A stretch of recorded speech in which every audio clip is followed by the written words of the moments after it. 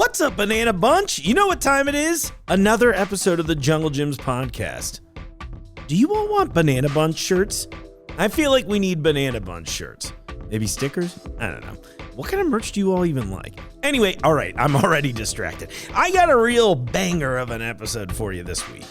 I got to sit down with Mike from Roothouse Aquaponics, and he's going to blow our collective minds with how he nearly single-handedly built an entire aquaponics farm with fresh tilapia and some of the most picturesque and delicious greens that you've ever seen.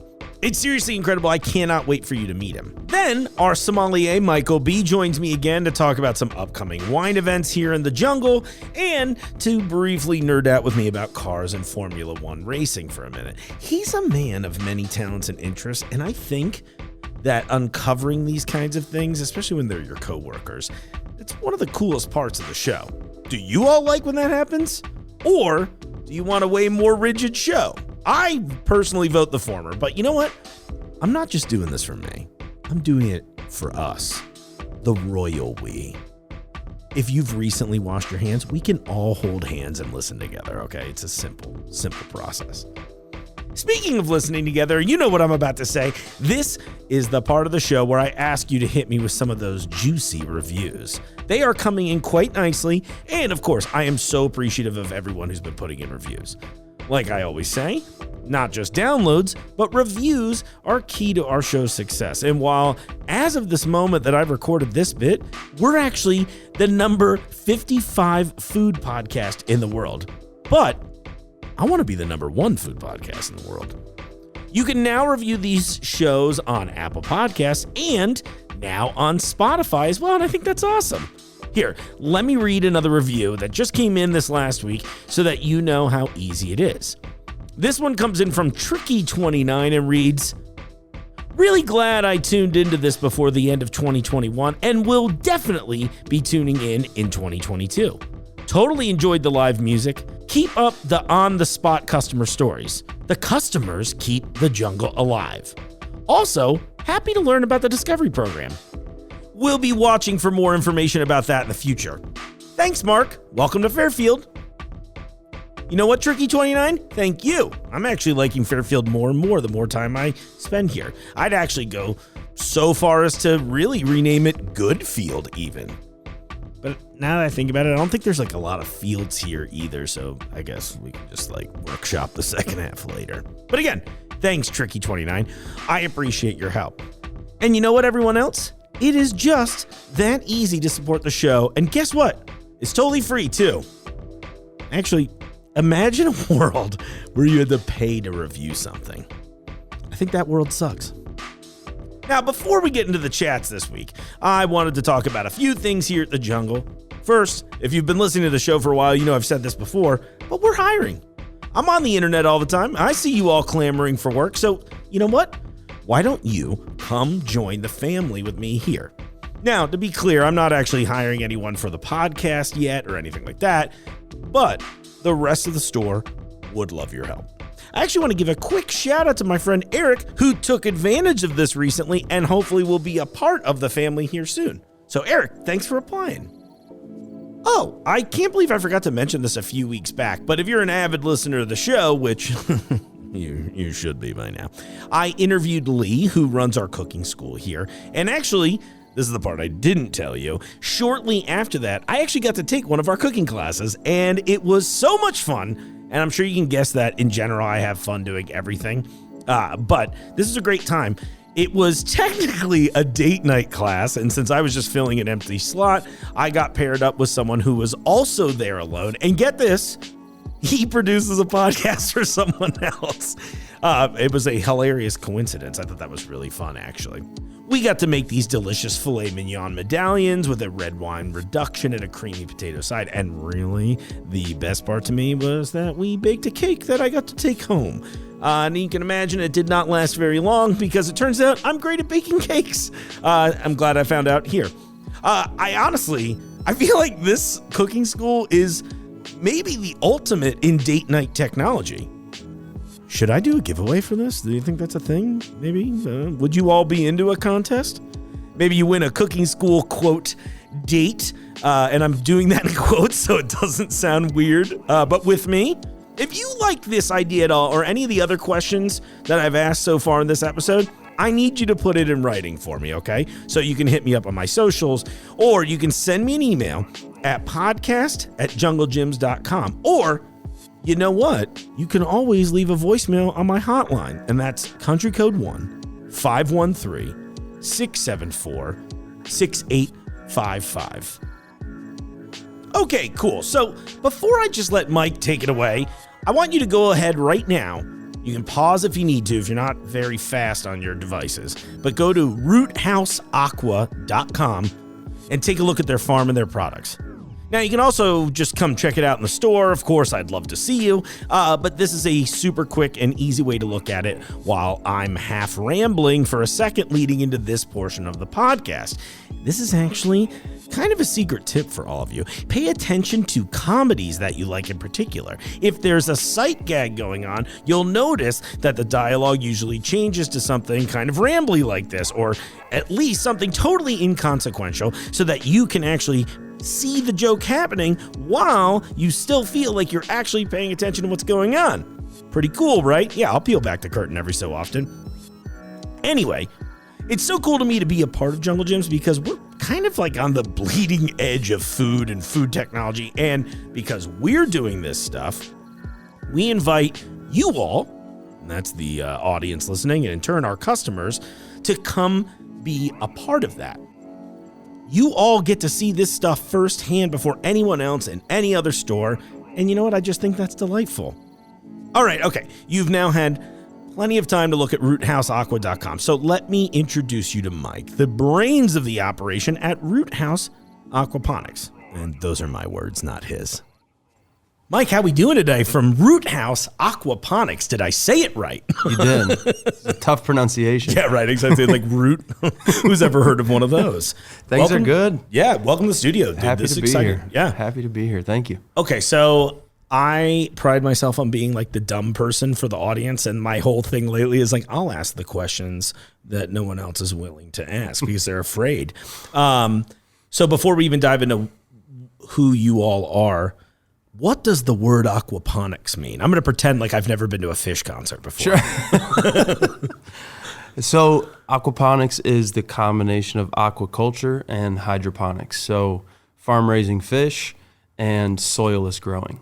Okay. So a lot of people have heard of hydroponics, and we often get confused with that. But Sure.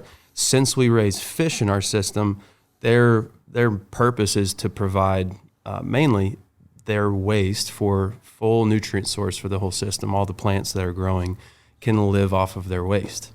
But of course, we also raise our fish with a really high quality diet, really, really premium input. So we actually end up eating the fish too and selling those. That's amazing. Okay, so yeah, I guess tell me the Roothouse Aquaponics story. How did this start, you know? Oh, man. I was in Nashville for a number of years after college, went to music school up at University of Michigan. Oh, cool. And so found my way down to the entertainment world, and after a couple of years started kind of weighing on me. But that whole time and well before that, I had been gardening, raising fish in an aquarium, growing plants outside in soil, raising fish from a young age, all separate. Then started getting interested in like hydroponics, soilless, did a number of DIY systems over the years. And then I trying to figure out what I was going to do for the next, big chunk of my life. Yeah. Came back across aquaponics.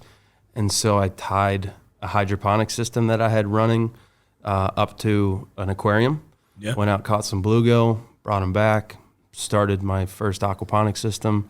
Just started doing research and trying to figure out, what was going on, how it works. And that kind of really kind of started me to take it a little more seriously.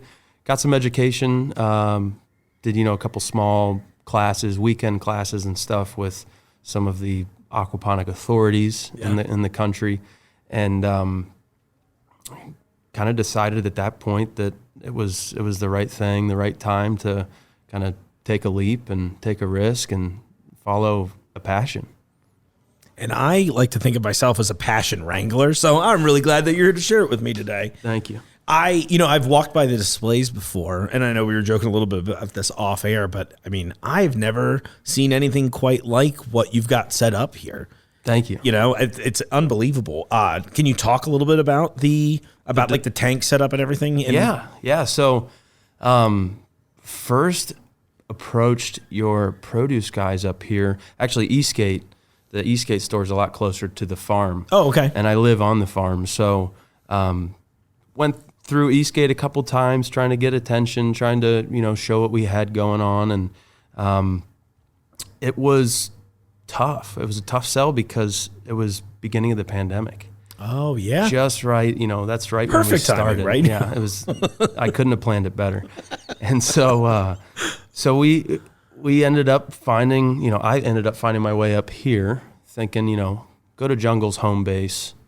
Maybe I'll get a different answer, and ran into Paul first, then AJ, and they put me through the ringer. Really made it seem. They just put us to the test. Sure.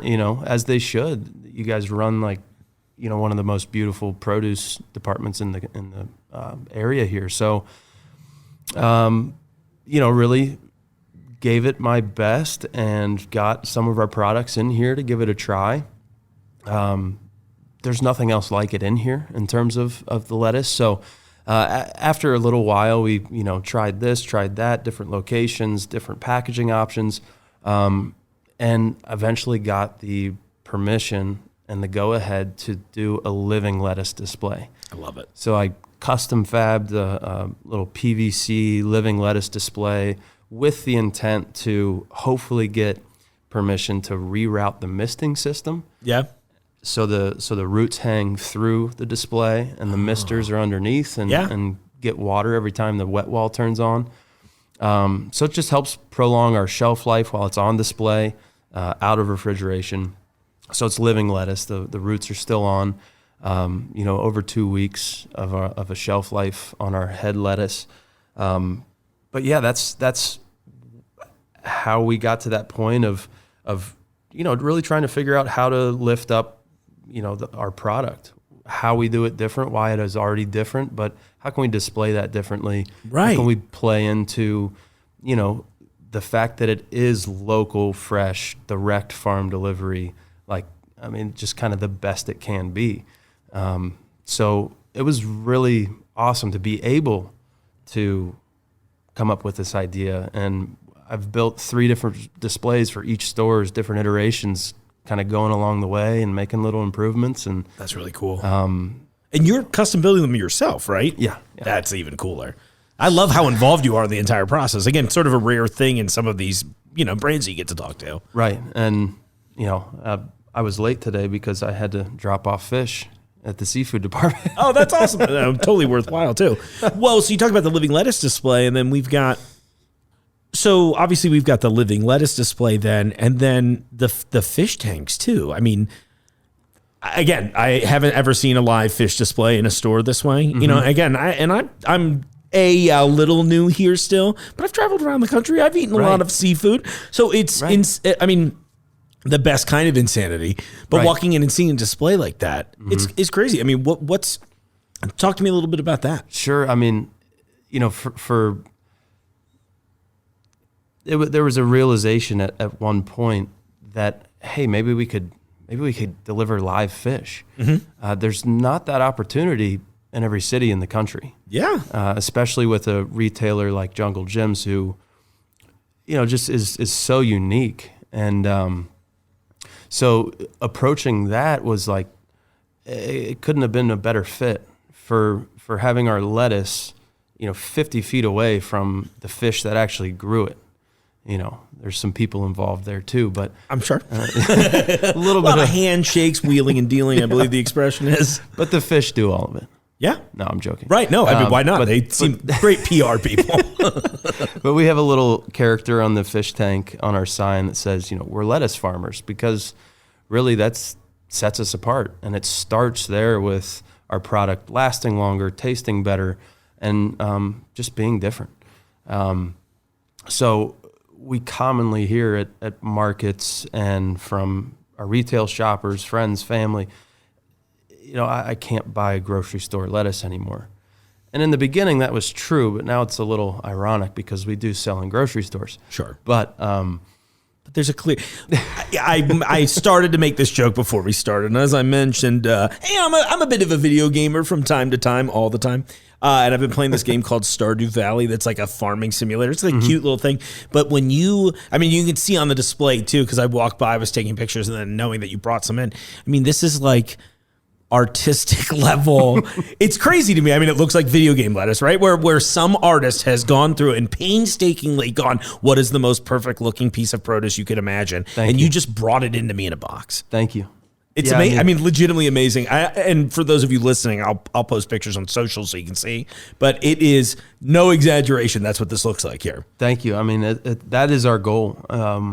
When we started, it's really was about holding the highest standard for anything that goes out of our door, no matter who the customer is. Yeah. And we ended up, through our trials, through figuring out how to do this better and better and better every day, we've donated a fair amount of lettuce. And but the best part is none of it's gone to waste. Right. There's a couple great nonprofits in town who we've partnered with at this point to make sure nothing goes to waste. But that's besides the point. That if we can do this for every head of lettuce, I don't know why we shouldn't grow more. Oh, absolutely. Again, I know it sounds so silly for me to keep sitting here like, this is beautiful, but the whole time it's really kind of hard to keep your eyes off of it. Well, thank you. You're welcome. I mean it truly. It's hard. It's hard to really get a full grasp of how we do it. But to see the end product really makes people want to see how the heck we do this. Yeah. I'd love for you to come out and see the greenhouse. That sounds like the next episode that we do together. Then I'd be way into that. I think that'd be a lot of fun. Absolutely. So you had mentioned earlier that you're using like the fish waste to fertilize for this, correct? Right. And then does this go back to this is me being like, I don't know what fish eat. But does this? Is it like a full cycle? So we don't grow any fish food. Okay. It's absolutely done, doable, possible. But for running a very clean, food safe system and facility, we really want to make sure our inputs stay consistent and also are just clean. Yeah. There's a lot of awesome backyard aquaponic options for black soldier fly larvae and red wigglers and growing duckweed and we raise tilapia, so they're omnivorous. You can feed them vegetables, other fish. Interesting. But so that they can be healthy with a full plant-based diet or a full fish-based diet. That's amazing. I had no idea. Literally. Yeah, it's that's actually where they get a lot of their negative view. They're not bottom feeders. They're not trash fish. They unfortunately are able to be taken advantage of. Right. Commercially, they're taken advantage of. They're simply grown in kind of the worst way because they can survive it.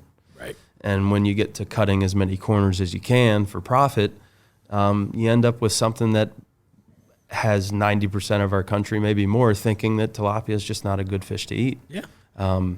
But so we've kind of flipped that on its head. We feed them a non-GMO diet with no terrestrial animal byproducts in their feed, which is pretty common in commercial feed with bone meal and chicken meal and all these, byproducts from warm-blooded animals. And, a lot of GMO ingredients from soy and corn. And we have a feed that not many people use. It's pretty pricey. Yeah. But I've kind of just held on to that since we started because I knew I was hoping it would, make a difference somewhere. I knew it was going to be a very clean, high quality input. And because fish feed is almost our main input, why wouldn't we make it the best it can be? Yeah. And the best that's available to us. So through that little journey on our fish, and realizing what we were doing, what we could do with using these inputs, we now have and raise a sashimi grade tilapia. That's amazing. And we've had a couple restaurants around town do crudos, ceviches, just straight sashimi. Yeah. And you'll see it on a menu here and there at a sushi restaurant, but it's not common. It's not people's first choice. When a trusted chef or restaurant puts it on the menu, whether they call it tilapia or not, nobody bats an eye. And then they find out maybe that it was tilapia, and they're just like, really? I thought that was a trash fish. Right. And so it's been, an uphill battle, but certainly, satisfying to change people's minds one by one. I bet. Well, we use we have the subtitle slogan. I forget how I want to actually call it, but breaking the food chain. Okay. Mm-hmm. So something I get really excited about talking with people like yourself is that I look at this not just to educate me. I mean, that's really, if I'm being honest, that's really the reason I do this. But no, we get an opportunity to educate the consumer a little bit. And it's so fascinating to me to think about these things that, so I recently also talked to Ross and Seafood and learning about and again, I've been really curious about the world of seafood a little bit, but it comes into every aspect of food where so many of these big corporations are, I'll say they're like cutting corners a little bit. They want to look at the end of the day. It's less about someone's passion to do it and more about like, can we get this into X amount of stores and X amount of time at the lowest price possible? Right. And that is absolutely going to affect what you're making and what you're selling. And I don't know. I'm kind of hoping that through shows like this one and just sort of through what I feel is happening on like a cultural or at least in the public consciousness, is that we are kind of starting to pay attention to what we're eating in a better way. And I find that refreshing. Yeah. And so it's great to me to hear stuff like, because I've heard forever, like, oh yeah, tilapia, eye roll, but then knowing that you're like, oh no, this is like people who care about what I eat and you can taste a quality difference. Again, right. I'm looking at the lettuce here and I'm like, you can see that you gave a shit about making this. You know what I mean? Like right. The tilapia did too. Yeah, right. No, which entirely doesn't affect the flavor. That was like, I posted about it on Facebook and someone's like, so they use the fish waste. Does that affect the flavor? I'm like, come on now. So I've had that question multiple times and it's really hard for me to not laugh. Yeah. But mostly at farmers markets, and it's a logical question, but when you pose it back to somebody like, well, does your lettuce right now taste like A through Z? Right. And those different animals and those warm-blooded, pathogen-rich animals? Yeah, I'm like, what did you think other stuff was grown in? Like, it's everywhere. Just accept it now and breathe it in. Consider it whatever. Yes. That's so silly. That's why they tell you wash your stuff, okay? Yeah. Well, and it's an interesting topic, but washing lettuce. We can't tell anybody not to wash our lettuce because we don't pre-wash it. Okay. But I don't wash anything that I eat out of our greenhouse, and many of our customers don't. We don't use herbicides or pesticides. We don't use any chemical fertilizers, and we use good agriculture practices. So always beard nets, hair nets, gloves. It's just, as you're looking at it, as you were before too, is there's no blemish, there's no dirt because we're soilless. There's really nothing to wash off. Right. It makes a lot of people feel a lot better about anything they're eating. Of course. And I encourage that for sure. But personally, when people ask, do I need to wash this? I can't tell you not to, but I don't. Right. Would there be any detriment to washing it? Sometimes it's true that sometimes hydroponically grown, soilless or aquaponically grown lettuces are a little more tender. So washing it and, beating it up like you do something out of Arizona or California. Right. Out of a plastic bag. Yeah. Where you throw away half of the outside. Oh, yeah. But there's really no detriment as long as you do it as you're eating. Sure. If you're I wouldn't take this stuff, wash it, and try to store it for a week or two. Yeah. You get 2 weeks on the root, at least. And then you kind of wash it as you go if you want to. Cool. No, that's awesome. Yeah. What kind of challenges do you run into? I'm sure most of us have either seen something grow in the ground in a traditional manner or have tried themselves, and you can get an idea of what what kind of problems could arise there. But like, what kind of stuff, like, what do you guys run into on a problematic end that you have to, I don't know, adjust for? In terms of growing? Just in terms of growing, yes, please. Controlled environment agriculture is not perfect. The more control you have, the more control you need to maintain. So one of the things, probably the most challenging season for us, since we grow year round, is the winter. Dealing with high humidity, as well as, just not a lot of light. So we grow in a greenhouse. We use as much natural light as we can because we don't want to be running artificial light like a lot of hydroponic farms do. Right. So again, never been to a fish concert. Some artificial lights at fish concerts. Yeah, right. So it ends up being kind of light intensity and humidity issues, as well as some pests. That was a big part. I was curious about how that all worked out. I assume it'd be less than like a traditional agricultural setup, right? Less. However, sometimes in controlled ag, if something gets in, it can really establish itself well. Interesting. Because Mother Nature is not there to provide the checks and balances. Oh. Because a lot of time, those predatory bugs may not be able to fit through that insect netting, but the pest can. So we use biological controls. So either bacterial or fungal sprays. Mainly we use beneficial insects. Nice. So we release good bugs to fight the bad bugs. That's awesome. So I was reading or learning about that when talking about the seafood thing, how that's like helped a lot of fish practice too, where they're just like, yeah, we could just reintroduce Mother Nature again. Yes. Yeah. And then kind of just add our control aspect to be like, okay, these work really well here.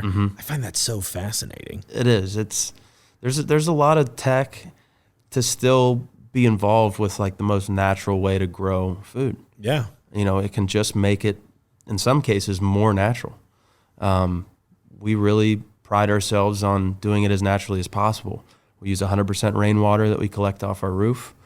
We purify that and pump it right into the greenhouse. We use non-GMO seeds, organic seeds when they're available. But we're out in the country. We're not in a downtown urban area in concrete with forced air and artificial lighting, right, and stacks and racks and robots. And, it's just a different way to produce food versus the way we like to think about what we do is we really farm food. Yeah. It's still a huge human element involved with what we do. We don't have a lot of automation. We don't have certain things because that, you lose intimacy with the product. Yeah. And I just kind of view it as cutting corners. Now, there will be solutions in the future, I hope, for, making some of our practices more efficient. But, the trick is going to be without losing that intimacy right, with the process and the product. So, automated fish feeding, automated pH control, there's a lot of little things that can save a lot of time, but what's the downside? Absolutely. There's definitely a downside. And I feel like there's probably certain areas you could do some where you're like, okay, maybe automation's okay here without causing a huge detriment to what we're doing. But at the same time, other areas, I love that personal approach. Thank you. Yeah, I think it makes a big difference.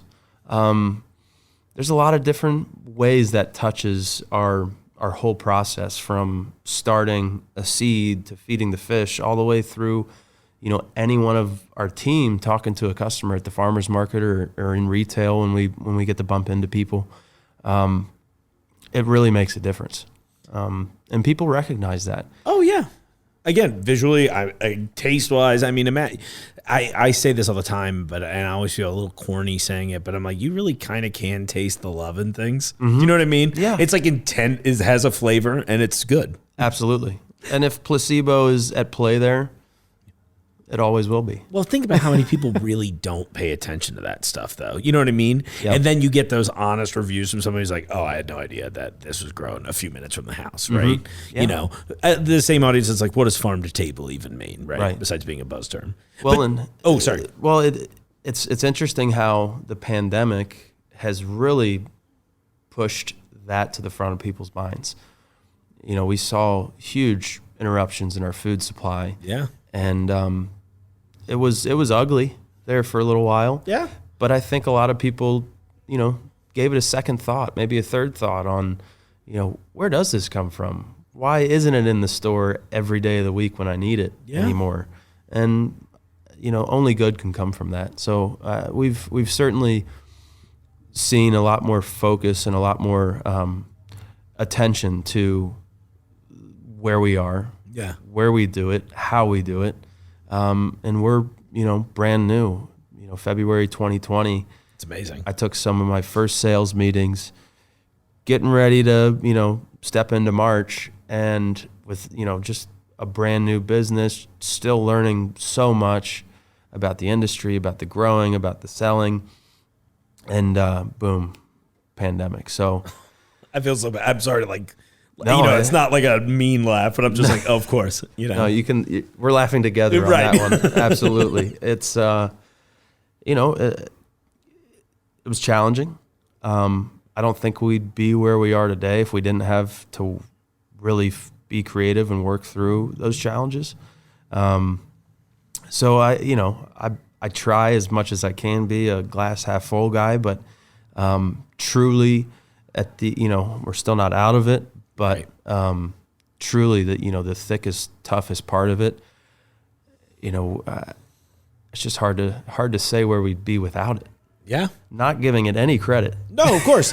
Well, it's that whole thing of like adversity tends to breed creativity, and then often creativity breeds like new solutions to things. Right. And we change. And that's why, to me, what you're doing, you know, I think about stuff like global warming, and I'm sure that's affected traditional farming, all kinds of stuff like that. Absolutely. And now I'm sitting here thinking like, it sounds like a setup like yours is somewhat future-proof, or at least, you know, I mean, as much as it can be by controlling temps and growing and stuff like that.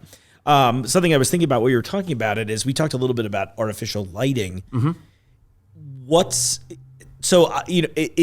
you going, you know, with all natural lighting purely out of I want to do this naturally, or is there some like drawback to using artificial light? Mainly the expense. Okay. I mean, but also, product quality, flavor, color, you know, efficiency of growth, you know, the different shapes that you can promote with different types of light and frequency, and flavors, colors, all of it. It's a very, very big market nowadays, especially with certain smokable products that are being grown across our country now. Right. You know, lots of money and. Sorry, I'm just laughing. I'm like, I don't know what those are. I still am pretending I don't know what those are. But you're so right, though. I mean, that I feel like in a weird way that had to be one of those first steps to kind of really make people rethink that. You know, there's a lot of interesting examples about how that crop has changed the farming industry, right? In terms of, you know, kind of more technical driven stuff. But, you know, LED lights wouldn't be where they are if people hadn't been growing in their basements for the last 20, 30, 50 years, whatever. Or just the pure margins of the crop. So it's been interesting because we certainly have a backseat to those growers. Yeah. And, you know, any greenhouse builder, you know, indoor growing greenhouse company, they want that business. Yeah. And so sometimes we, as, you know, food farmers, get the short end of the stick. It's kind of funny how that works, right? It was like this weird gray area where we're not even saying what the item is, right? Because like that's still where we are culturally. Exactly. And that's fine. And it's interesting to me because it feels like that's kind of where the cutting edge of a lot of the tech and thought process went, because again, it was adversity, right? Right. This wasn't supposed to be happening. So then there was like a whole group of people who are like, all right, so we can't do this, huh? How are we going to do it? Well, and so to answer your question, that there is a point of pride, but also a point of, you know, integrity and quality that you get from the sun. But you can't grow year round and keep production levels up with winter sunlight. Yeah. So, it's kind of the best of both worlds. We do it as much as we can with the sun. I mean, sometimes in January, it'll be sunny in the entire day. And, the greenhouse will be venting because it's so hot in there. Wow. And it might be 20 degrees outside. Yeah. And we'll have to run our lights minimal in the morning and in the evening, just a couple hours. And, to maintain this quality and keep this product on the shelf, it's worth it. Yeah. And there's really no drawback other than the expense. And, Sure. I'd love to learn more about LED. Right now we're using, I just blanked. High intensity. Oh, okay. Just regular bulbs. Yeah. Metal halide. Just the old school lighting. And it works great, but you got to replace the bulbs every year. Right. There's life hours sucking every time you turn those bulbs on, Right. every time they warm up. Everybody takes a deep breath when you flip the switch. Yeah, please. But it's you can't do as much with them either, just because of how they operate. Whereas LEDs, it's almost like an open canvas. Oh, yeah. So It's crazy to think, by the way, how much LED technology has changed since when I think about early 2000s. I hate to keep bringing up game references, but I remember when the PlayStation 2 first came out. It was the first time I'd ever seen a blue LED in real life. Yeah. And I remember it was the talk of the school. We're like, you guys see the blue LED on this? And it kind of blew our minds, right? Now, everything's moving to LED. Yeah. All the lighting in here is LED based. Right. It's crazy. And it's just interesting to see how that, again, it's weird where the tech, where that push is to make it evolve, right. Yeah. Yeah. So it's certainly not for the leafy greens growers. Yeah. However, all of that applies to us directly. So we can still, fine tune diodes and figure out how to, get a lot more out of a little less. Yeah, that's really cool. So I'm hoping to replace our lights at some point here in the next year or so. I'm excited for that. Excited to see what else we can do and how much more, fine-tuned we can get. Because I would assume you'd have a ton more control over that than you would over a traditional, like you said, a metal halide style. Absolutely. Yeah. To intensity, to, putting a light sensor out in the greenhouse that automates the system itself, saying, a cloud comes over for 20 minutes. Well, we're going to go to 40% intensity. Right. And, just making sure those plants get, a certain amount of light in every 24-hour period. That's amazing. So this is the future. To get a protein, a clean, high-quality protein, and some of the best lettuce I've ever had, but I'm a little biased, to do that out of a one system is, I think it is part of our future. Yeah. I've hedged my bets on it, but as well, I am not an apocalyptic guy. Right. I just think it's the right way to do it, considering all of the things. Yeah. To get, I kind of look at it almost in a weird way that, I'm not an apocalyptic guy either. When you were talking about the pandemic earlier, I just kept thinking, especially with regards to food, where I was like, if this is the apocalypse, I've been eating really well. And the quality of steak in my house went up dramatically. I was like, I'd like the world to end more frequently. But, jokes aside, to me, this is the sort of thing that's moving the needle back in the other direction, or at least I'm hoping it is, right? It's one of those things where you're like, it's environmentally conscious. It's not creating waste the way that we probably have been for centuries, and it's I don't know. It's interesting to me to see this thing that what I find fascinating about it is that it is this mixture of modern and futuristic technology with arguably one of the oldest practices in existence. And this intersection between the two it's fascinating to me. I mean, that was when AJ was like, "Hey, do you want to talk with them?" I'm like, "Absolutely, I do." It's about balance. It's everything we need on tech and control to do it as naturally as possible. I think it's a beautiful intersection. Like you said, I mean, to be able to do this in a small greenhouse, hopefully someday do some more of it. But to be able to do this in a closed loop system with zero waste output. I forgot Right. to say that before. I wasn't sure, but I So to talk about that a little bit, inherently with aquaponics, you do build up raw, heavy solids of the fish waste, and you've got to do something with them. So that being said, we use a system that filters the heavy solids out of our water. Over about a 24-hour period, we're left with clean, sediment-free, but still very nutrient-dense water. Okay. And so every time we run one of our clarifiers out of the system, clarifier is the tank that helps separate the heavy solids from the fine and medium solids. Every time we run one of those and filter it, we're returning like 400 plus gallons back to our system. So right away, we're not flushing all of that wastewater. Oh, okay. Then we're left with this, all the sediment that we filtered out. And we use a little bit of the water that's left in that tank to backwash that filter down to another area of our greenhouse. Oh. So we send those down to 2 buried tanks, and those tanks are on a timer that feed up into grow beds. So that it's kind of a dead end of our system. Okay. It's not in the closed loop. So we send that waste byproduct, essentially, that every aquaponic farm is going to have.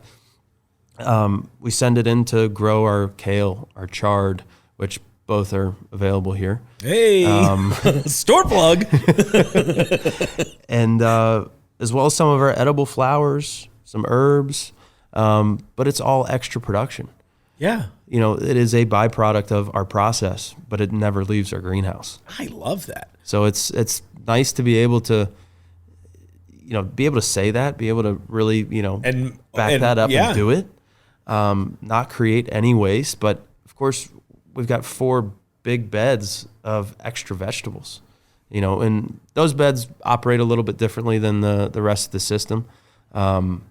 They grow more long-term plants instead of like a rotational crop like lettuce. I was gonna say, what kind of stuff's in those beds, for example? It's a hydroton.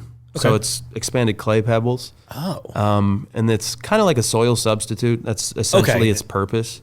So we have those 2 buried tanks that receive all of the filtered waste and pump it up into those 4 beds, pump it through the top of the beds, they drain to the bottom and go back right into those 2 tanks. So it's just on another little circular loop as the water travels, and they're teeming with bacteria, the good bacteria. Right. I haven't even said that word yet, but I should explain what that means. Yeah, please do. No, what do you? So what would be the difference between good and bad? So, aquaponics has 3 living elements. So you've got fish, plants, and bacteria. Okay. The bacteria are all beneficial nitrifying bacteria, the same types of bacteria and arguably the same bacteria that are in every body of water on our planet, rivers, lakes, streams, even the ocean. So those bacteria nitrify and process aquatic waste from other aquatic animals. And they turn that from an ammonia-rich waste to nitrite, and then a secondary stage of bacteria turn it from nitrite into nitrate. Okay. And nitrate is readily available nitrogen for the plants to absorb. All right. So as the fish, we feed the fish create their waste. It flows through mineralization tanks, biofiltration tanks. Okay. Where essentially we make the environment perfect for the bacteria to thrive. Interesting. It's kind of like our processing center, like our big battery. Yeah. And they do their thing as the fine and medium solids flow through. Then the water hits a degassing tank to off-gas some of the gases that build up in the water that can become toxic to the bacteria, the plants, or the fish. Interesting. And then Something I would have never even thought about too. it's the design that's gone into the system that we have is I think it's incredible. The more you describe it, the more I'm like, I literally can't wait to check this out. Yeah, I look forward to that. This is something I know, and, one of my favorite parts about the job is that I don't know anything. And I'm just like, oh my gosh, all these things I kind of just not even took for granted, right? But like, I just knew so little about that. I was like, oh, that's an insurmountable task. But then, having someone like you come in here and break it down, I'm like, oh, that's amazing. So I'm hoping everybody listening is feeling the same way I am, where I'm just nodding for like 45 minutes at a time. Well, and that next stage makes the last step of sense, and that is as the bacteria process that waste down into an absorbable nutrient, the plants, as they're growing, they're absorbing that nitrogen. It's a full spectrum of macro and micronutrients that eventually, with a mature aquaponic system, build up and really, live for the rest of the life of the system. Yeah. But the plants then are, in effect, filtering the water. So as their roots are dangling on, styrofoam boards and deep water culture, right before the water's about to return to the sump tank, the lowest point in the system, the plants have taken everything they need out of it, and it goes through some heating, a couple sensors, right back up to the fish tank. So that's so cool. From the fish tanks to the sump tank. So the fish tanks through the biofiltration, through degassing, through deep water culture, all the plants to the sump tank. It's all gravity fed. It's all perfectly cascading down, and then hits that sump tank where our single water pump for the entire deep water culture system is, and it returns it right back up to the fish, aerating throughout the entire system. Rinse, wash, repeat. Yeah, it works. That's great. And it was funny because I was going to ask you about what's the current like? Is it like, in my head, part of me is like, okay, so like water's like rushing through, but it sounds like it's a pretty, like, not a trickle either. I don't know enough water terminology. Yeah, but it's a steady flow. There is a rate of turnover that we try to maintain for system health. It's what the system was designed to move. But it's not aggressive, but it is moving. I mean, those pumps are moving water 24/7, and they have been for 2.5 years. That's amazing. So what's the future like? Are we sticking predominantly to lettuce, just the lettuce and the fish? Or, are you trying to grow different crops as well? So the first greenhouse, the one we're in right now, we had some downtime in the pandemic, right? I've heard nothing of this. So we for better or worse, we got to experiment with some different crops and, kind of test a couple different things out. Some were good, some were bad, some were, hey, we shouldn't do this way, so we got to wait. But it was an awesome opportunity to kind of test some products in the market, for Cincinnati and figure out, what other products are priced at, how we can grow it similarly at a similar price point. We just did a lot of R&D. I kind of found myself doing that, even just kind of looking back, didn't realize I was doing that. But trying to be creative, I was trying to solve problems on, nobody's shopping at grocery. Nobody's restaurants are gone. Right. Like what am I supposed to do? Yeah. How do I sell this? So trying to grow different products. It is really, the first greenhouse has kind of become it did become a little bit of a test.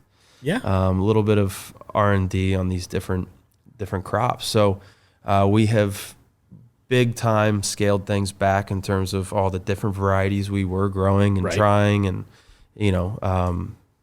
speaking of the future, we've got some ideas on what else we want to grow, and some of them we have trialed.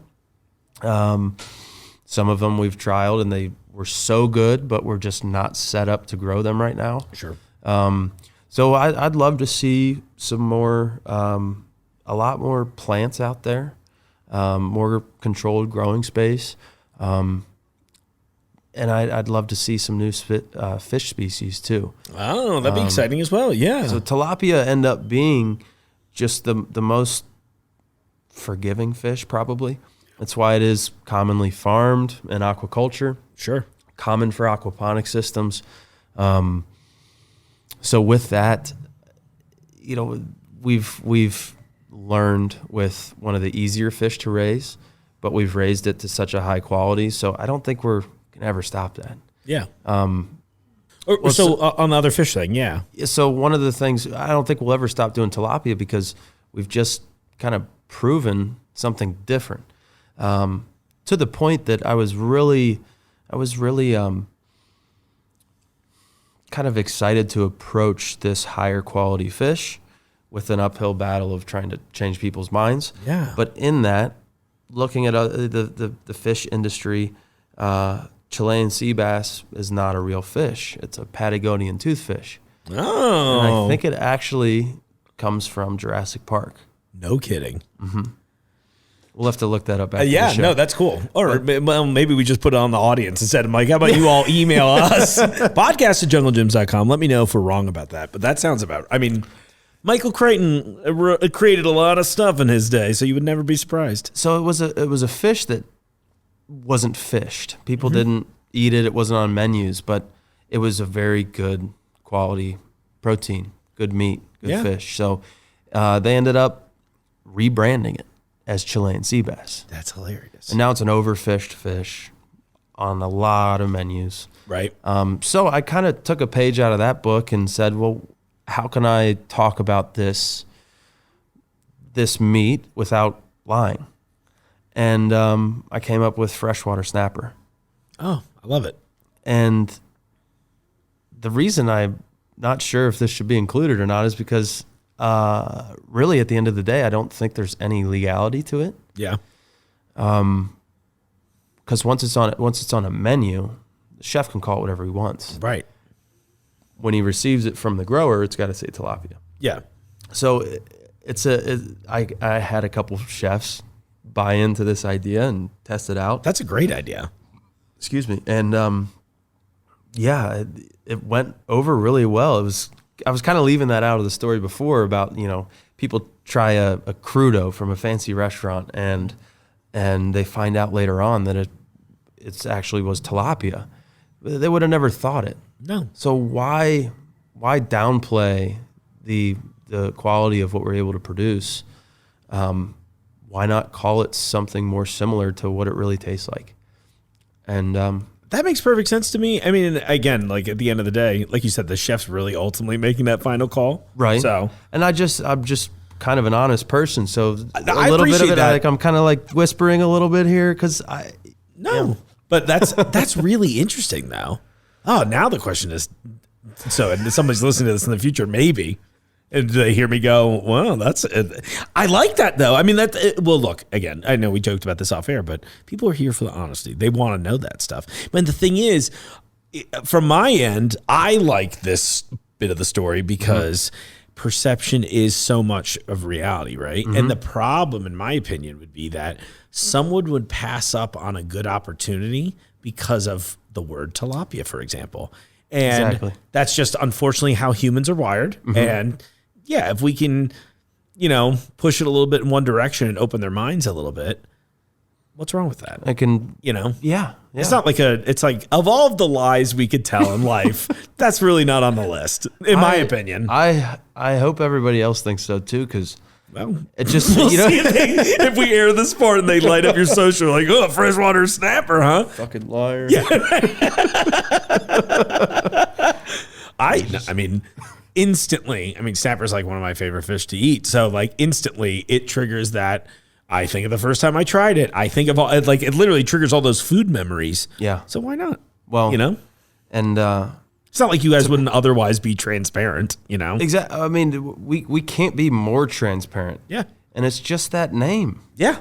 And it's the unfortunate circumstances of how that species has kind of been taken advantage of.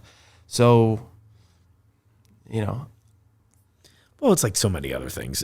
People get really caught up in titles in like the worst ways. When I don't know. It's like I run into this all the time. Like, oh, you're a filmmaker? I'm a filmmaker too. I'm like, no, you shot videos of yourself talking to your cell phone in the bathroom. I think, like, I don't want to discredit what you're doing, but I don't know that that's exactly the same thing, So whatever.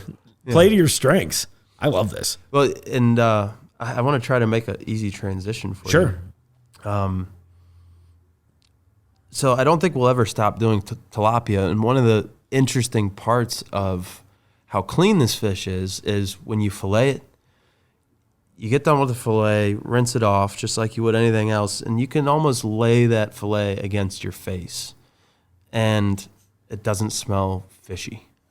It just smells clean. Yeah. And, that turns a lot of people off from fish. It's like too fishy of a flavor. Yeah. Too strong of a flavor, like with certain game animals, gaminess and wild duck and venison and whatever else. And it doesn't have that. So, some people may look at that as the best way to look at that is it's a clean slate. Yeah. It's incredibly fresh and responsibly raised protein. And it's an empty canvas to cook a fantastic dish with. Right. Something that, again, that some people may have been turned off by solely because of the title. And one of my favorite things now, favorite way to cook our fish is whole. Okay. Over fire. Oh, yeah. So we I'm coming to your house. we'll throw one on when you come out. That's seriously. awesome. Yeah, Okay. we built a little fire pit out back That's so cool. Just to throw on anything. But Yeah, right. But we'll gut them, descale them, and then I'll usually butterfly it. Oh, yeah. Season it in the inside and out. And our fish actually like to be cooked a little longer. They're super moist. Okay. So I'll put it actually 20 minutes aside. Wow. Okay. On some decent heat. Yeah. And then at the very end, stoke the fire up and open it up, flesh down, and just give it a nice char. Yeah. And you pull it out and pick it. You get no loss, of course, because you're going to pick it clean, but Of course. it's almost like fresh crab. Oh, man. It's- That sounds amazing. It's weird. Yeah, but that's so cool. It's so cool, but I think that just keeps didn't. time. Yo, I'm sorry. Yeah, nobody ever told me I was, by doing this, that's not the right way to say that, but I just didn't know what we were going to be able to do. I didn't know what I was going to be able to do. Yeah. And I just knew that it was worth putting everything into and, giving it, just every step of the way, trying to make the right decision, the decision, responsible decision. And that's kind of become our tagline, is rooted in responsibility, because we really don't, we don't cut corners. We work really hard. We've got long days in the greenhouse. The fish are fed. They got to eat every day. Yeah. So it's 7 days a week. But when we get feedback from customers at Jungle Gyms, from customers around Cincinnati, often at farmers markets, it makes it just that much more worth it. Were we one of the first places that you got into, by the way? You guys were very early. It tends to be on brand for us. Thus my curiosity.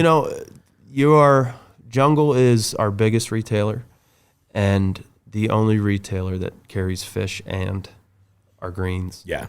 I feel like I would never see a setup like we've got for you guys here in another store. So I love it. Yeah, and I trialed that idea at some other places, but for one reason or another, it just didn't work out. Yeah.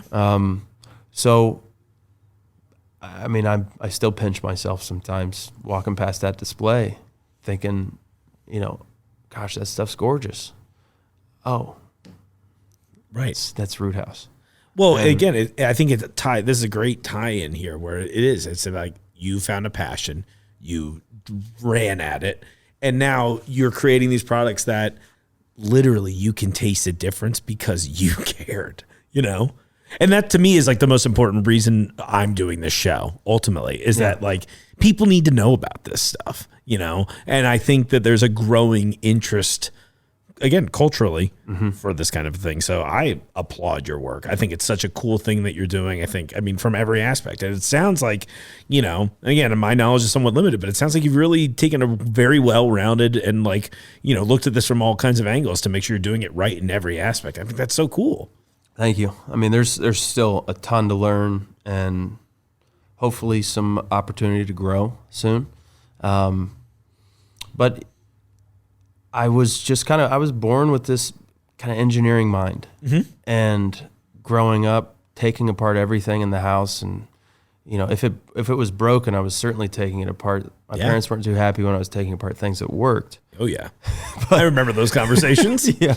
You know, pulling out motors and, you know, little RC cars that would break. And I'm like just fiddling with stuff. Yeah. And that greenhouse is like a culmination of a lot of that just hobbying. Because I poured every inch of concrete myself. No kidding. I didn't hire contractors to do the plumbing and, you know, many of the different things in there. I wired most of the electric. I did all the plumbing, all the grading, all the install of the system.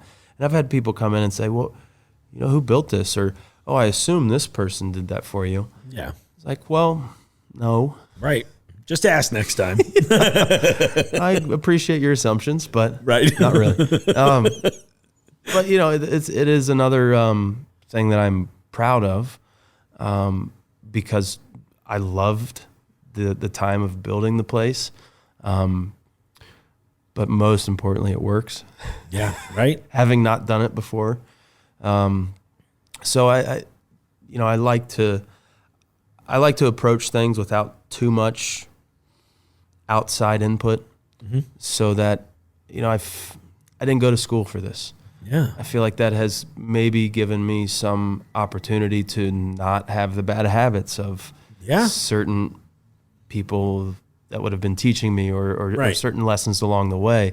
Was really able to approach this with like no preconceived, you know, conditions of it's got to be this way or, you know, it can't be that way. Really just, you know, clean slate, open slate. What's the best way? You know, it might not be the easiest. Sure. And what we do is not the easiest, but it makes it worth it when we... Right. It sounds like the right way, ultimately, if that you know, and when you put the italics on it. Right. The air quotes. Right. You know, no, not the easiest, not the cheapest, but I think it's the right way. Well, I mean, the product, I think, speaks for itself. Thank you. Which is weird that your product speaks at all. A byproduct of going to the Fish concerts. Oh, man. Mike, I had a great time. This is amazing. Thank you so much for coming in. Absolutely. I really look forward to coming out sometime. We'll set something up. Maybe I'll bring like one of the video guys with me too, and please follow me around with the camera. I think that'd be a lot of fun, actually. That'd be awesome. So that'd be awesome. Teach me to farm. Absolutely. You have 5 hours. Well, yeah, thank you for having me on. Anytime. Incredible if you ever have anything opportunity. coming up, I offer this to everybody, but like if you ever have anything coming up or something you want to push or whatever, just get in touch with me. I'll make it happen. Awesome. You know, I'd just say to all the listeners today, give us a shot. You will notice a difference in flavor and shelf life. You know, we've got a couple new products with you right now. One of them being wheatgrass. I just saw the display go up well, I just saw it yesterday. Yeah, I'm sure it was there beforehand, but well, it's almost, I mean, it was just last week. We've been trialing it for a little while. Lots of different uses for it, even for pets. Really? Mm-hmm. Oh. I may have sold more to cats than I have to humans for juicing at this point. Amazing. Which I didn't know. Yeah. That was kind of an interesting discovery. My cat doesn't juice, but she does do her own taxes, so that's pretty cool. Turbo? Yeah, I mean, she's like a pro level now too, so she's like, you know, pays a little extra, but I don't think she's trying to get audited. Well, that plus the fish, I think, you know, everybody should give it a try and try something different. I'm in. I'm way in. I'm really excited about that too. Just the description. I'm just going to replay the part of you describing the cooking process over an open flame when I'm trying to go to sleep at night and not be hungry. So, well, and just to revisit real fast that, you know, it's just very unique to have this fresh a fish in Ohio. Oh yeah. Let alone in Cincinnati. So to raise them as well as we aim to, and maintain that, to be able to go to a place, any place, but Jungle Jim's, to see the fish swimming, it was delivered a day or two ago. Yeah. And they're going to net it out live and fillet it for you or process it however you want at no additional charge. That's incredible. Oh, yeah. And, you know, where else in the world can you do that, really, you know? With the quality of the seafood department at both of the stores, I don't think it's matched. Yeah. But the produce as well. I mean, that is, you know, our main product, but the fish have come way, have really come into, a point of priority for us, because we didn't know what we were doing. Yeah. At first, we didn't know that we were growing something very different. So yeah, please give us a shot. I'm seconding that. I don't think I've been this excited about eating fish since I talked to Ross. But prior to that, never, oh man, this is going to be exciting. Well, I look forward to it. Thanks again, Mike. I really appreciate it, man. Absolutely. We'll see you at the farm. I wish you the best. I soon. can't wait. I'll wear my worst overalls. Well, and the hat. Oh, I absolutely will wear the hat. I don't know how to speak. It's fine. Even Thank as you, a Mark. professional. Oh, my absolute pleasure. Seriously. Thanks. Tell me that wasn't awesome. Tell me that you don't want to go to their grow operation and check it out in person. Wild stuff. I love all the sustainability. I love what they're, pardon the expression, but growing here.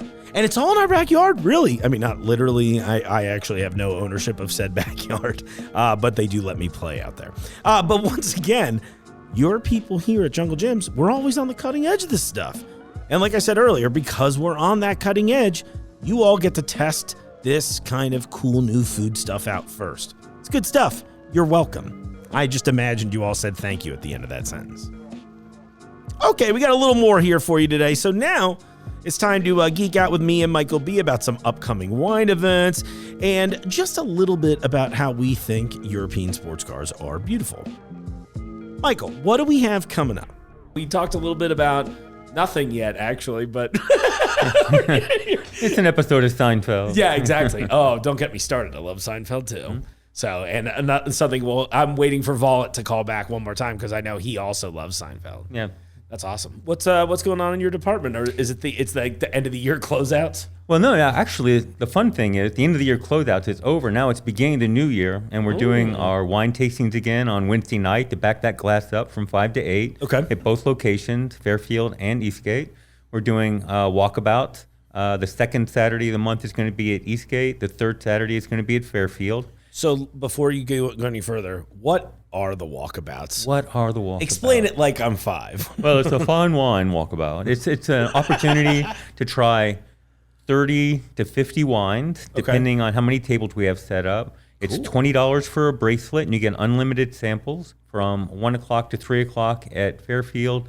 And the show-offs at Eastgate are doing 1 o'clock to 4 o'clock because they have a big dedicated space for it, and the JXC Center over there. But oh yeah, I forgot about that. Yeah, it's a lot of fun. I mean, it's an opportunity to try a lot of good wine side by side. The quality of the wines is very high. It's not like jug wine or anything. And we have wine professionals from each of the wholesalers pouring their wines, and they're very intimately familiar with them. Yeah. I don't know if is that a good thing? Yeah, intimately familiar, yeah. Yeah. So long as they don't make it weird. With the wines they pour and all the other wines. That's a funny thing, actually. All the reps always want a glass so they can try all the other wines. It's just like, well, I mean, I'd like to see what that's like. It's like, yeah, drink for 2 hours. Go ahead. Yeah, actually, that does sound like a good time. I mean, honestly, I know we're not doing a jug wine one, but I'd go to that version of this event, too. If it's like $10. People, they're sometimes people want to be educated, and sometimes they want to be entertained, and sometimes they want to get looped. So It just depends on what they want. And at this, it sounds like you could do all three. Yeah, exactly right. I love that. I think that's one of those, it's very jungle of you. I feel like that's one of the best parts about these events. I've been wanting to do one of the wine walkabouts, and I just haven't made time to do it realistically. I live far away, so it's always like, oh, I want to do that. Yeah. And then I'm like, oh, I've commuted a lot. Nice this move, week. slacker. That's good. Yeah, right. Exactly. I'm just trying to half-ass everything. I never heard of Uber. I don't know what that could possibly be. I live too far away. Oh my gosh, Uber! I don't even want to think about what my Uber charge would look like to get up here. I'm about to DoorDash myself to the jungle over the weekend. That's amazing. And I know I cut you off in the middle of upcoming things too. No. I mean, that's it. We got the pint nights going again on Fridays at 5 o'clock. Both locations. We'll pick a regional or local brewery, and you get a dedicated pint glass from that supplier if you're one of the first 5,000 people. However many glasses we have. Sure. There's no preset number on it. It just depends on what they bring in, I guess. Exactly. Do you get a glass with that glass up too? Is that a thing? Well, you have to buy that glass. Okay. It's $4, but it's actually cost us more than $4. We're just trying to get people, into the spirit of the thing, and it's a very nice etched crystal stem. Actually, That's super it's cool. nice. Yeah, I had no idea. Yeah. See, look at me asking all the right questions this year. Yeah. Already off to a good start. Anything fun that's coming up in the next walkabout that I should be overtly excited about? And by I mean the wine experts listening. Well, not on this one, but there'll be good wines and everything. But in February, we're going to do a special sake Saturday. We're going to do sake tumi Saturday, and nothing but sake. Oh, really? So ginjo, daiginjo, junmai daiginjo, yokozuna. All kinds, every kind of sake from inexpensive, serve it warm, to high end junmai daiginjo, serve lightly chilled, and everything in between. That's really cool. Are you? Would you consider yourself a sake expert? Not an expert, but I have some training in it. Cool. We had a little class that a couple of us went to from each location, sponsored by the Wine Spirits Education Trust, which is a good organization. There are a couple of people in town who are true 20 years of sake experts. So we'll see if I can get one of them to come in for that. But it'll be a great time because sake is really hot right now. Yeah. Just like soju, which is like Korean spirit. Yes, I love soju. So, we might have a sake tumi sake with soju social. Who can say? I would be I'm very curious to learn about the sake, but man, I would be so excited about a soju social.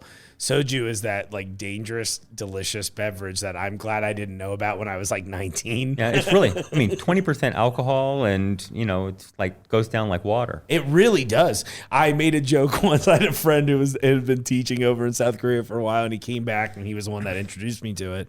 And I just remember I kept calling it carbon monoxide. And he's like, why? I was like, it's almost odorless and flavorless.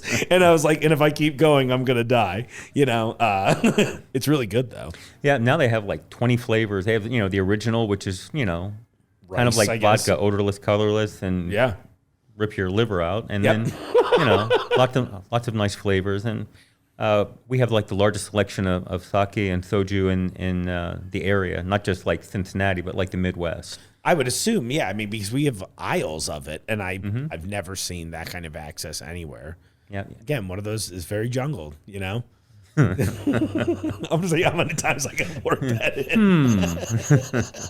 Well, everything here is very jungle, especially jungle. Right, yeah, exactly. He really epitomizes his name. Oh. That's so amazing. Let's see, we got that. I don't think there's anything else. We don't have any festivals upcoming right now. We'll wait and see what happens with COVID and everything. Those decisions will be made upstairs depending on what's going on. But, sure. When the time is right, we'll be ready. I can't wait for that. And one of my favorite things as a customer before I became an employee was all the festivals. And then obviously I just enjoy doing things is what it comes down to. And the idea that everything, I was telling you before the show, is my travel plans got canceled. It's every time I get excited about existing again, I'm like, oh, just kidding. We're still in the throes of this pandemic, and who knows when the end is in sight. But yeah, I love that attitude though, that we're ready when it happens. Yep. Maybe we just need to keep coming up with these kind of smaller scale events that are sort of, how should I say, I'm thinking of Spinal Tap, right? Our it's more exclusive now. You know what I mean? Well, we're thinking about turning it up to 11 though. Yeah, we should. Yeah. Don't we always here? That feels very jungle of us. Yeah. Do it big, baby. That's awesome. Oh, I'm excited. I'll come to one of the wine walkabouts. That'll be good. All right, well, talk is cheap, so we'll see you on Saturday. Ooh, it's this Saturday, right? Well, it's this Saturday at Eastgate. Eastgate. What's the date today? I have no idea. The date that we're recording this on is January 5th. Okay, so I think that would make it the 8th at Eastgate. Yeah, second Saturday, and then the third Saturday is the 15th. Perfect. Okay. Yeah, That's so the one that's here. the one that's here. Cool. All right. That actually works out a lot better for me scheduling too. So I'm on board. Oh, that's why we planned it that way. Thank you. No. One of my favorite things is how you all have bent everyone else's schedules to fit me in. Oh, that's awesome. Yeah. So last time I was on, I mentioned that my son played hockey when he was growing up. Yes. And the guy up in Creative, one of the guys up in Creative plays adult hockey. Yeah. He's like, we need to get your son on our team. We so should cool. really get, he's like a little busy, you know. But, Sure. hey, that would be good. I'd like to see him play hockey one more time. That'd be amazing. It'd be cool. I'd be all right with it. Yeah. And we also talked about Formula One. Oh, And Max Verstappen did end up winning the championship. congratulations, Max. Yep. Sorry, Lewis. Yeah, I'm sitting here like nodding my head, like I know exactly what Yeah. that means. But so let's dive a little into that because I think that's something I want to be interested in. As I mentioned last time you were on. Well, the funny thing is, after the season was over, I've been following Formula One since I was like literally 10 years old, and there's never been any interest in America in it. I mean, in 1977, 78, Mario Andretti won the championship for Lotus, and that was it. Before that, in 1961, Phil Hill won the championship for Ferrari. Those are the two Americans in the last 60 years. And Max isn't an American, but he's got an American attitude. And he's the fastest guy since Ayrton Senna. Wow. So it's fun to watch him. And he drives for Red Bull. What could be, Yeah, that's pretty on brand for Yeah. us. Why do you think there is no interest in it in the States? Well, that's just it. All of a sudden there is. Now Formula One, because there's a series on Netflix, like, they have Hard Knocks for football. Yeah. So they did like a Hard Knocks kind of thing during the year on Netflix. And people are like, yeah, this Formula One thing is pretty cool. It's like, hey, poser. All right. But still. That's how I feel with all of nerd culture becoming like pop culture now. Is I was like, I was there in the trenches when people used to beat us up. I was reading comic books from day one. Yeah, exactly. I was like, I spent a lot of years without friends, only to see the people who made fun of me sit behind me at the Avengers movies. That's so cool. I love that it is kind of getting a little more popularity. And I had a friend who spent a lot of time in Europe, and he was my gateway drug, for lack of a better descriptor, on the Formula One end, because I was so curious about it, because it is one of those things that to me is like, again, I know nothing, right? But it was just interesting. I like virtuosity in all respects, right? So like if you talk to me about the musicians or artists I love, they're all people who excel almost to an absurd level in certain ways, right? Like I'm not a big sports guy, but watching the Michael Jordan documentary that they put on Netflix last year, I was like, oh, I like this crazy person, And so I'm finding that now, and I'm kind of loving the idea that you're taking one of humankind's most natural like forms of excitement, right? Speed and like the thrill that comes with that, and then also combining that with the fact that it is an art, right? I mean, yeah. There's tons of skill involved, reflexes, great muscle memory. And these guys, I mean, they're cornering it at 5 Gs. People say, well, they're not real athletes. You put somebody who's not used to it in one of those cars, and they last about 30 seconds, and they're like done. Yeah. So, Yeah, so I literally, you'll laugh, but last weekend I was with someone, and she and I were watching, astronaut training in the high G simulators. Right. And it's crazy to think that these drivers are pulling, in some regards, astronaut level like G-force, or they're having that exerted on them just by turning a corner. Yeah, for 2 hours. Right, repeatedly. And it's not I'm sure it is affecting them maybe long term, but That's an interesting thing, because a lot of the guys, it's like they were at the racetrack down in Austin, Texas for the American Formula One race. And it's a fairly new track, but it was built on like really sandy soil, and there are like bumps on the main straight, which is about a mile long. Yeah. And at 200 miles an hour with the downforce these cars generate, those bumps are like, just getting hit in the head with a sledgehammer repeatedly. Yeah. And they would get out and they would like have double blurred vision, but they're still like driving the car, perfectly. That's amazing. It is. Can you imagine that? I'd like to. I'd like to imagine it. Oh, so I feel like a future episode is us. Sign me up. Yeah. I wonder, I see every so often ads for those like, go drive a Lamborghini on a racetrack kind of a thing. Do they do that for Formula cars? Or Well, they like don't that? do it for, there's actually, an older Formula One car that a company put a back seat in, and you can't drive it, but a retired Formula One driver sits in the front, and you get strapped into the back, and it's a pretty severe experience. I bet. Have you done it before? No. Okay, so that's what we got to do. I've driven like shifter carts, which do about 140. Okay. And there's actually a on-track experience down at Kentucky Speedway where you can do like 5 laps in a Ferrari, a Lamborghini, or a McLaren P1. Oh my gosh. And those are like 200-mile-an-hour supercars. Yeah. And you can do like 5 laps, and I don't know if they tune it down a little bit or what, but I would assume they have to, because I feel like you know what I mean? Like, I consider myself a good driver with good reflexes, but not professional. You know what I mean? Like, my track record's great, but I can't imagine getting behind. I would love to get behind that P1. I don't know what I would do with it, Well, probably hit the wall, but that's okay. Right. I mean, they're insured for it, so. That's just the way it is. I mean, it's hard to react to something like that. And a Formula One car is really scary because the faster it goes, the more downforce it generates. Mm-hmm. You can't drive it at low speed because you'll spin right off. Right. You have to drive it at a very high speed. Otherwise, the tires don't get warm enough to work, and it doesn't generate any downforce.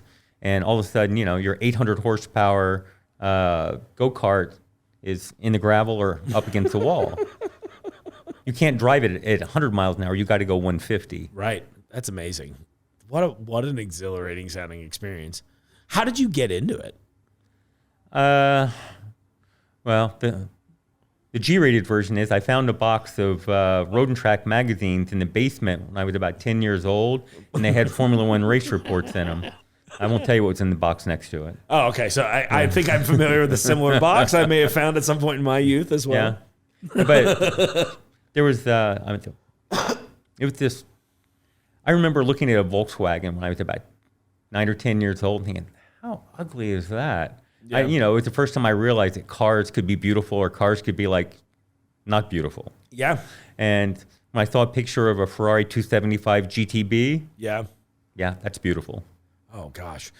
The classic Italian sports cars, and really like a lot of the European ones, too. I was always a Porsche guy, and I'm just like the lines. I mean, it really is. It's one of those things that I can imagine somebody listening to us talking about this and kind of snickering to themselves because we're saying that. But it maybe this is, again, one of those things where I'm like, it's a work of art. It truly is a work of art. So if you automotive sculpture. Yeah, exactly. And I had, this is funny. I was looking at some very expensive guitars yesterday, and I had almost this exact same conversation where I'm like, this is a functional piece of art that I won't necessarily damage in light use and has incredible resale value if things go horribly wrong. But in the meantime, it's something I want to stare at. I want my eyes to go along the lines of the car and envision, you know what I mean? And I think, go ahead. No, you mentioned Italian cars. The funny thing is, I think one of the most beautiful Italian cars ever is a 1963 Ferrari 250 GTO. Okay, I'm looking it up. And that particular car, there are 39 of them in the world, and they go at auction anywhere from $40 million up. But Enzo Ferrari, he loved that car, but he thought the most beautiful car in the world was the Jaguar E-Type, which is kind of a British version of that. It has the long hood. Yep. Very low to the ground. Yeah. And it's just, I think that Italian style really comes through. Very, very beautiful from every angle. Yeah, I'm looking at it right now, and it is. And as soon as I pulled up the picture, I was like, okay, it's that one, which is so dumb. It speaks to my somewhat amateur level knowledge of this. I was like, oh yeah, it is gorgeous. The car I mentioned before, the 275 GTB. Yeah. So I saw that car in a magazine when I was 10 years old, and ooh, yeah, that's beautiful too. About 1995 at the Concours d'Elegance over at Alt Park. Yeah. That same exact car was on display. Oh. It was the alloy bodied 275 GTB4. Yeah. And just beautiful. It's like I could have got that car when I was 16 years old for $5,000. That's crazy. And in 1994 at the Concours d'Elegance, I think the estimated value then was about $4 million, and now it's about 12. Insane. Insane. But back then it was just a used car. Nobody wanted it. I mean, it's Right. just like it was on Like- it was for sale on the back of Road and Track and the classified. Oh, that's so crazy to think about. And now it makes every time I hear a story like that, I'm just like, okay, what is the thing I should be picking up that maybe has more value to me in this immediate moment than it does to the world at large, but hopefully it will turn around, you know? Yeah. Do you think, is it just a scarcity thing that drove the price up ultimately? Well, it is scarcity because there were only 4 of the alloy-bodied ones. They were actually built to be. There were street cars that were built with race car bodies. I mean, a race car, lighter body. Yeah. And I think that the real issue is that nostalgia hits at some point for everything. Right. And now we're to the point where 5 years from now, Porsche won't make a gas engine car. All their cars are going to be batteries, electric. And Crazy they actually, in their like highest end electric car, they have a sound generator that makes car noises that are piped into the cockpit, because the car is just like dead silent and everything. Yeah. So they give you like car sound. And it's like, okay. There's more video game-ish kind of stuff. Yeah, but it's kind of weird. And like, have you driven any electric cars, like any of the electric sports cars? I've driven a Tesla. Okay, I But, would count. you know, It's in. What do you think? I think they're boring. I mean, they're fast. I mean, they go from 0 to 60 in 3 seconds. Yeah. But they're not beautiful. I mean, there are a couple of beautiful ones now on Sure. the electric side. Yeah. But they're just not fun. Yeah.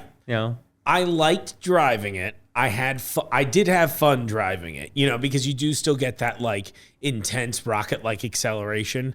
I do think that, so this is sound, and maybe this is dumb, but I kind of think what Porsche is doing by adding the sounds in, kind of brilliant, because to me, that was the thing that was so lacking in the experience. It was just like, all right, and we're doing 100 miles an hour suddenly, and unexpectedly, which was exhilarating, but to do it silent was just kind of unnerving. There's no context when you're driving it. That's a beautiful way of putting it. And I actually think you spoke to something nice. Like, yeah, they are. A lot of them are kind of visually boring. I'm hoping that we start seeing some of these other manufacturers come in there and do, something interesting with it. Make it beautiful. I mean, why not style something to look like one of these beautiful old rides here, and then just slap an insane battery in it, for example. So here's something interesting. The very first Tesla was actually, they bought a Lotus Elise, which is like the little 2-seat Lotus. Yeah. And took all the mechanical stuff out and just filled it with electric motors and batteries. And that was actually the first Tesla. No kidding. Yeah. It's that was like the little Roadster. It was or the whatever? Tesla Roadster, but it was just a Lotus Elise with the Toyota 4-cylinder taken out and batteries stuffed in it. That's right. Okay, and that's so funny because now I'm looking at side by side, and it is hilarious how, it's the exact same car. That's so funny. Well, we're going to have to do this again soon. Michael, you're always welcome here anytime. Seriously, I know I joke about it, but I really think we should go to a race or something. And No, I'm cover up it. for that. Yeah, I'd be way into it. If you hear of anything coming up, let me know. Seriously, I will definitely be at the walkabout. Okay. I'm saying that now. It's 1 to 3. That's like perfect timing. I'll do it. I'll be at the walkabout, and I'll probably just go. Oh, today's a tasting day. Today's a Wednesday. Yeah. So we're taping on this is a release day for the show. So, but no. Go on I'll come by the- junglegems.com and look at the schedule for Wednesday night. Can you We say got that one more Camus time? Where I don't wines step on tonight and Orange Swift wines and French specialty wines. Yeah, the next 4 weeks is going to be a blast. Can you repeat that since I talked all over you? No, I can't. Sorry. No, go to the junglegems.com website, and you should be able to look and see upcoming events. And for Wednesday night, tonight we're doing Camus family wines. We're going to be doing more Orange Swift wines. We did that last year, and it was very popular. We'll do off the beaten path French reds and whites, all kinds of fun stuff. Sweet. I'm excited. No, Thanks, dry, Mike. I appreciate not it. sweet. Oh, yeah. I'm using the wrong terminology again. Well, thank you so much. I appreciate it. thank you. Seriously, you're welcome anytime. Well, I suppose I'll see you all at the wine walkabout next weekend, huh? Okay, I'll probably be here for a little bit. I'll be hiding in the corner, sipping on a glass of something that's clearly too nice for someone of my amateur tasting level to be drinking. But you know what? I'm here for it. Well, you know what's up. It's the end of the episode. Another episode in the can, baby. I hope you all are having fun with me. I've got some fun stuff coming up. I love the expression fun, apparently, as I'm reading off my script here. Look, again, pulling the curtain back. I'm going to introduce you soon to a local influencer who's spreading the love about independent restaurants. I'm going to bring 50 West on to talk about the next beer in the Road to the Jungle series. And you know what? Maybe even help them pick the flavor and style for next time. And if you heard all that and you're like, what am I talking about? Go back a couple of episodes. You can check out the episode where we had 50 West come on with their first beer they did for us in this series. I believe we're looking to do 12 of them in total. It's been super cool. And another thing I've got coming up, I've got a bunch of stuff coming up for Lunar New Year, which happens on February 1st this year. And there's going to be so much more. Let's get a little international voices happening in here. It's going to be a lot of fun. In the meantime, thank you so much for tuning in. And I'll see you out there in the aisles. The Jungle Gyms podcast is recorded in the WJJI studio inside Jungle Gyms International Market in Fairfield, Ohio. The Jungle Gyms podcast is produced and hosted by Mark Borison.